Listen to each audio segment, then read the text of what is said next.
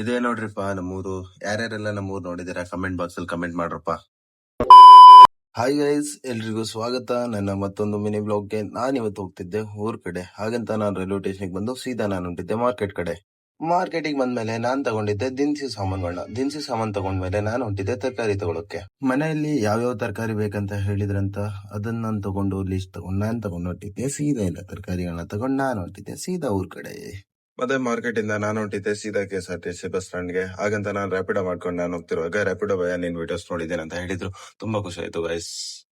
ಮತ್ತೆ ನಾನು ಅಲ್ಲಿಂದ ಸೀದಾ ಹೊಂಟಿದ್ದೆ ನಮ್ಮೂರ್ ಕಡೆ. ಇವತ್ತು ನೋಡಿದ್ರೆ ಬಸ್ಸಲ್ಲಿ ತುಂಬಾ ಜನ ಇದ್ರು ಗೈಸ್. ಇದೇ ನೋಡ್ರಿಪ್ಪ ನಮ್ಮೂರು. ಯಾರ್ಯಾರೆಲ್ಲ ನಮ್ಮೂರ್ ನೋಡಿದಿರ ಕಮೆಂಟ್ ಬಾಕ್ಸ್ ಅಲ್ಲಿ ಕಮೆಂಟ್ ಮಾಡ್ರಪ್ಪ.